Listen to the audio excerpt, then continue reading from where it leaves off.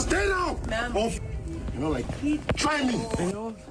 The minute-and-a-half video was shot inside the Dollarama on Portage Avenue in downtown Winnipeg Saturday afternoon.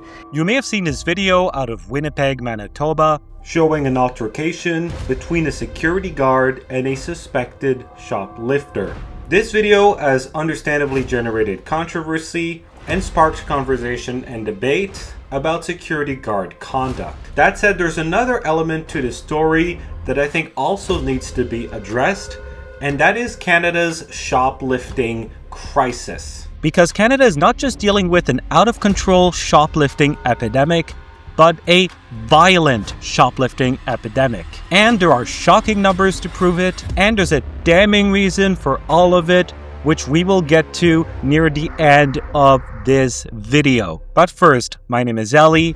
I'm a journalist, and I've worked in Canadian politics for the last decade. And in this video, which I've divided into 4 simple parts, we are going to break down just how bad Canada's shoplifting epidemic has become. We will expose what's driving it, who is to blame, and also reveal some serious consequences that this is having on the country. But before we begin, be sure to like this video, subscribe, hit the notification bell, and consider getting a channel membership for less than $5 a month. And now let's get to it. This is Simply Politics. Journalism and commentary 1-year anniversary. I don't believe journalism being funded by the government is the solution. You have to rebuild the foundation. You have to retell the stories. Other news that actually matters. I hence wanted to ask. I think they should answer their questions, especially if they're politically charged. Part 1. The Surge. Open TikTok, Instagram, or Facebook, and you'll find video after video after video showing shoplifting in Canada. This is happening from coast to coast. In British Columbia, a bystander was stabbed after trying to help stop a suspected liquor store theft. There have also been reports of shoplifters attacking store workers with bear spray, and some women allegedly used their children in a shoplifting scheme. In Alberta, police say suspects stormed the store with a gun and fired into the ceiling to threaten staff and customers. There is also video showing people allegedly loading a Mercedes SUV with about $1,500 worth of stolen groceries. In Saskatchewan, a masked man robbed a Shoppers Drug Mart with a knife. In Manitoba, police say 2 suspects pulled a gun to steal cases of twisted tea from a beer store. In Ontario, police say 4 men stole $8,000 worth of power tools from a Home Depot, and even the province's premier, Doug Ford, has recounted confronting a suspected shoplifter at a Home Depot himself. And at provincial liquor stores, theft has become so rampant and common, with thousands of dollars of liquor and booze being stolen. And in Newfoundland, because the Maritimes are not exempt, there was $10,000 worth of Lululemon leggings that were stolen in St. John's. Then there are violent jewelry store robberies that have included smash and grabs, the use of pepper spray, weapons, and some of these robberies are being committed by teens as young as 14. In one incident in Ottawa, the suspects just drove their car right into the jewelry store.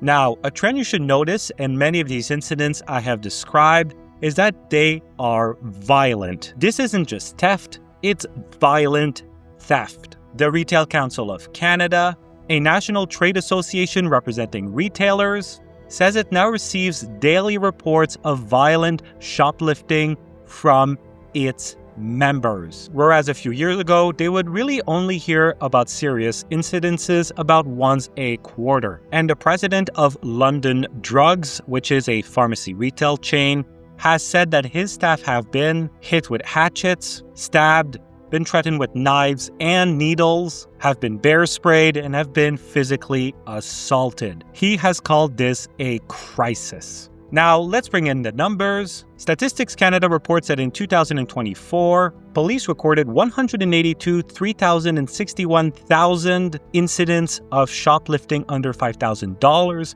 And there's even more that are above $5,000. And of course, there's all of the non-reported incidents. The 2025 national numbers aren't available yet, but some early reporting from some cities suggests they are continuing to rise. And overall, the rate of shoplifting has increased by 66% between 2014 and 2024. But some people say this is again underreported, given that not all shoplifting incidents are being reported. We will get into that later in the video. In some Canadian cities, the rate of shoplifting has skyrocketed to over 1,000 per 100,000 people. The Retail Council of Canada reports that 76.2% of retailers have seen increased violence during theft incidents. And in retail blitz operations in Canada in 2024, weapons were seized. Part 2, what's driving the surge? Legacy media will often try to frame the rise in shoplifting as a matter of affordability. As inflation rises historically, so too does theft. In Canada, you'll hear the same thing from the police.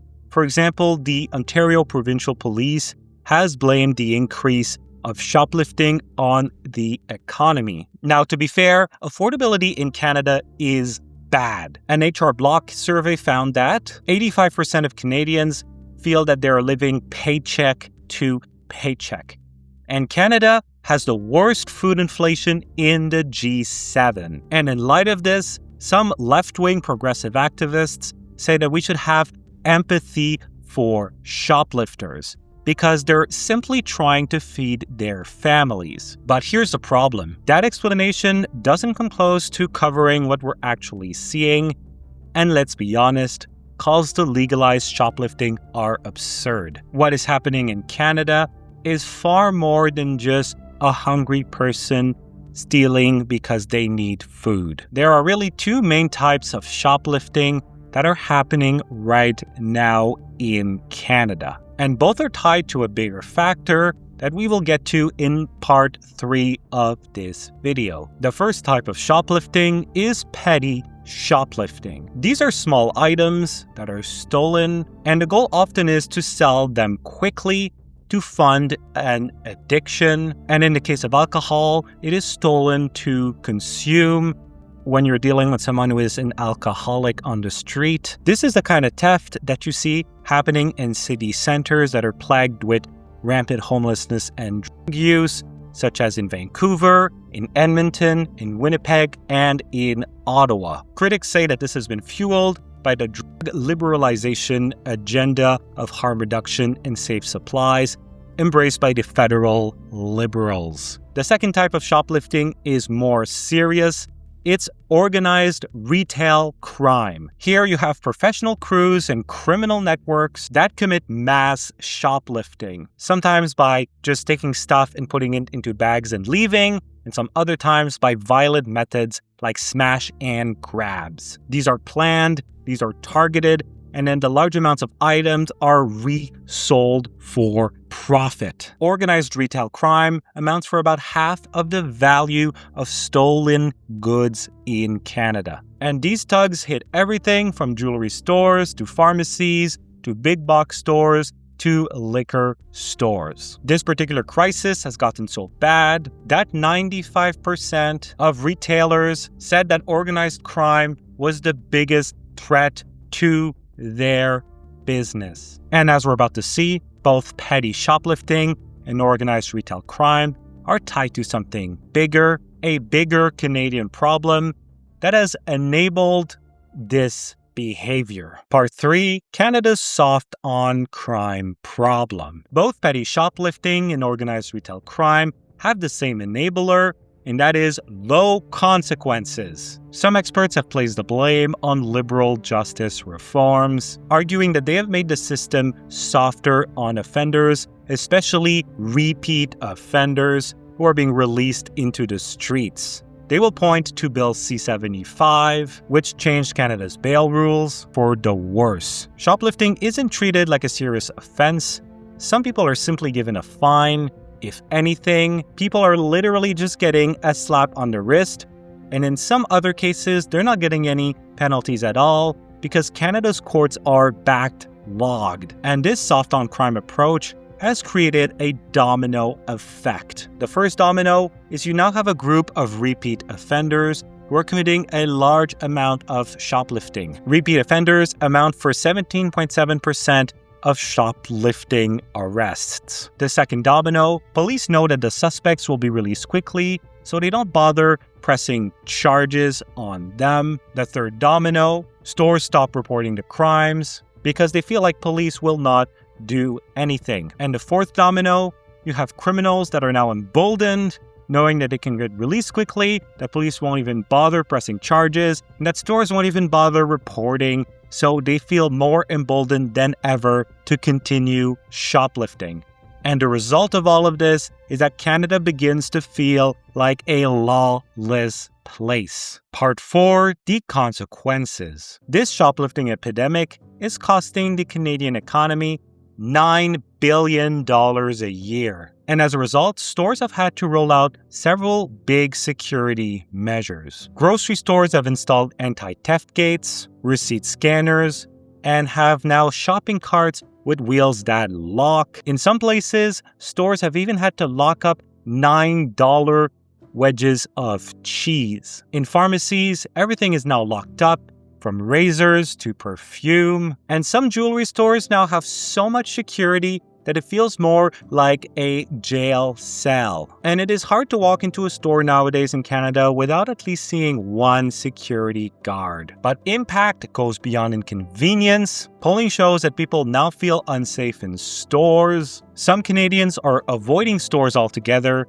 and instead buying online. And this increased theft, followed by low foot traffic, has led stores to either reduce hours or shut down entirely. In some high-crime places, like downtown Edmonton and downtown Ottawa, you can find store after store after store that has been boarded up and shut down. And these businesses closing means job losses and wider economic damage. My friends, Canada's violent shoplifting epidemic is out of control. And we can't just shrug this off and accept it as normal. Things need to be done to address it. The Liberals are now working to reverse some of their soft-on-crime policies with Bill C-14, the Bail and Sentencing Reform Act. But this isn't enough. Canada also needs a national Organized Retail Crime Act with stronger penalties as well as other strong policy changes.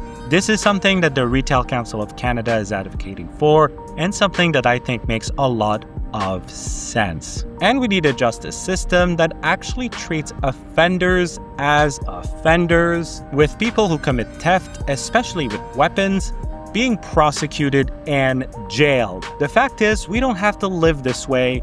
Japan doesn't live this way. I know I spent 2 weeks there recently.